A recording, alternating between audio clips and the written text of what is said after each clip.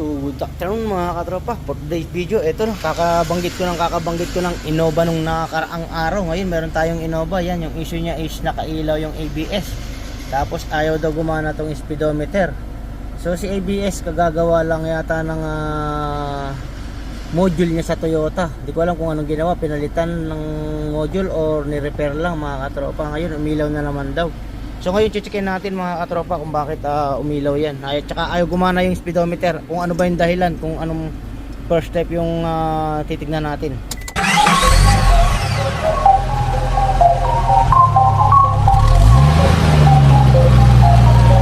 The Mechanic TV.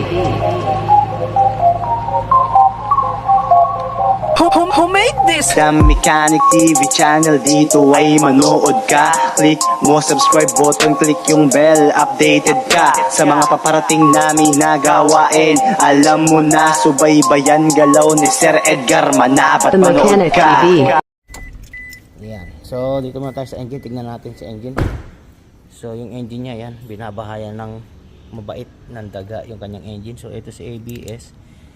Ayan. Hindi naman nagalaw, parang nagpalit lang sila ng kung ano-ano. Ayan, original pa rin naman yung pintura. Ayan malalaman mo naman kung ginalaw mga katropa. Ayan yung marking. Wala silang ginalaw. May ginawa doon sa ABS, dinala sa Toyota. Di ko lang alam kung ano, baka sensor. Ngayon na yan, binabahayan ng ano. So wala naman tayong problema rito sa engine mga katropa. Yung kino-complain niya nga yung ABS, tsaka yung kanyang kilometer ay daw umangat mga katropa. So titignan natin, mayroon tayong suspect dito. Nagtanong tayo ay mayroon silang alaga. Ayan, alagang daga, meron alagang aso, meron din daw. So titignan natin, iaangat natin muna yung ating lifter. So ayun mga katropa, ito kitang kita na natin. Kaya sinabi ko meron silang alagang aso. Ayan putol yung wire ng ating ABS. Hindi dapat sambong ini. Okay, dapat. Ini, tingok. Okay, paputus ha. Ayan, putol yung wire. And then, after dito sa ayo, putol din ito mga katropa. Ayan kita nyo putol yung speedometer sensor ko. Paano gagana yan mga katropa? Tapos itong ground, ayan, pinagtyagaan dingat natin. So ibabalot na lang natin mamaya yung ground na yan. Tapos ito ibabalot din natin. Ay, idudugtong natin tong wire. Hilahin natin dun kung mapapahaba pa natin dito.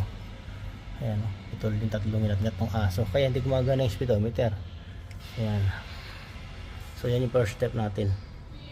So yun, na-repair na natin mga katropa. Ayan, naibalot na rin natin. Naidugtong natin. Nagdugtong tayo ng mga isang tangkal na wire para dito sa ating wire ng speed sensor. Saka yung ground, binalot na rin natin. So sa ABS, papalitan na lang natin yan mga katropa. Ayan, dirig yung pilitan natin. Siguro ito yung pinalitan ng Toyota. Itong side na to pinalitan ng Toyota.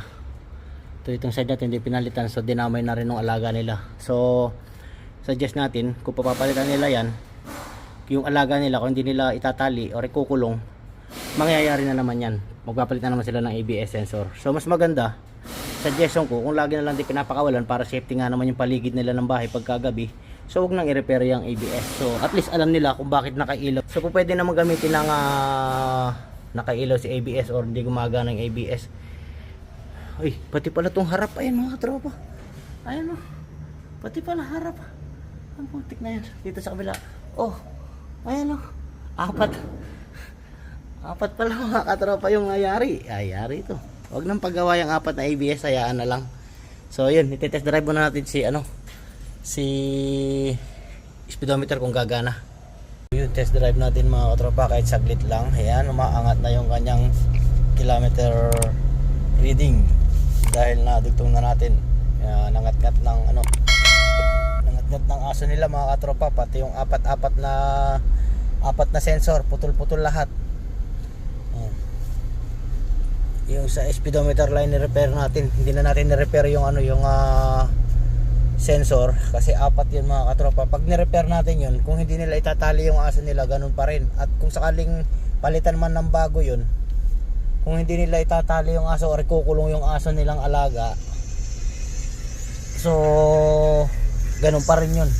katropa, mapuputol pa rin, sayang lang. So far okay na mga katropa, hayaan lang natin ganito. Alam naman ng may-ari na apat na sensor is putol-putol, kasalanan naman ng aso niya mga katropa, kaya ayun, hindi na natin gagawin.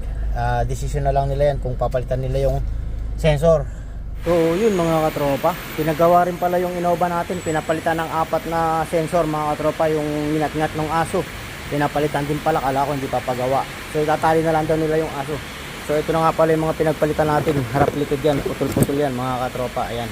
So ngayon tignan natin kung kusang mawawala yung signal niya na ABS. Minsan kasi nawawala na lang. Ayan o, start natin. Pag nawala yan, ibig sabihin, oy, nawala agad o. Tignan yung mga katropa, nawala agad. Hindi pa natin na dinidelete, nawala na. So yun. So yun nga mga katropa, hindi pa natin na dinidelete, na delete na. Ibig sabihin na okay na yung system yan mga katropa ng ating ABS. Ayan. Pero itetest drive natin, baka biglang lumabas mga katropa yung ating ABS light. Pero hindi porket nawala na rito mga katropa, hindi na natin i-clear. So sa memory niya naka-record pa rin yung kanyang code.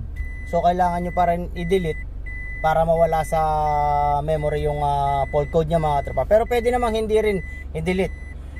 Kasi hindi rin naman na yan. Minsan hindi na nagre-record, minsan nagre-record.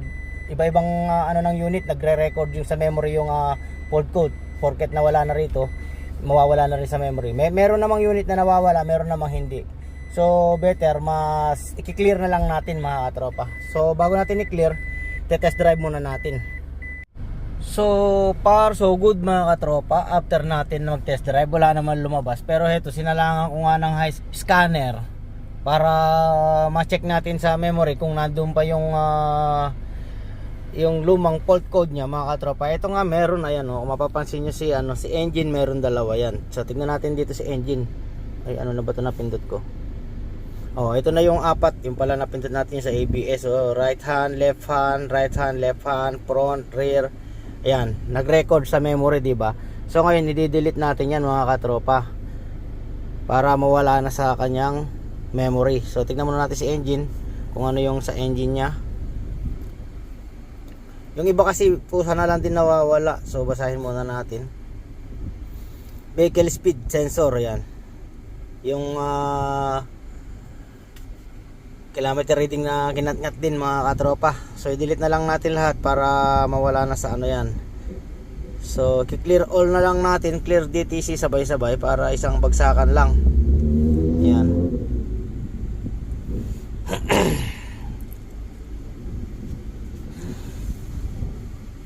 %100% agad ang bilis.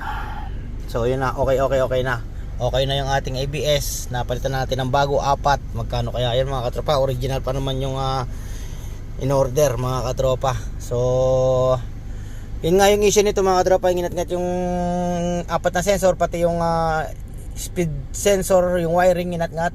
So pinapalitan ng may-ari, itatali na lang daw nila yung aso mga katropa, hindi na papakawalan. Pero wag sila magkakamali kasi nasanay na yung aso nilang ngat-ngat. So sigurado yan, pag nakawala yan, nalingat sila, sigurado yan, putol na naman yung ABS.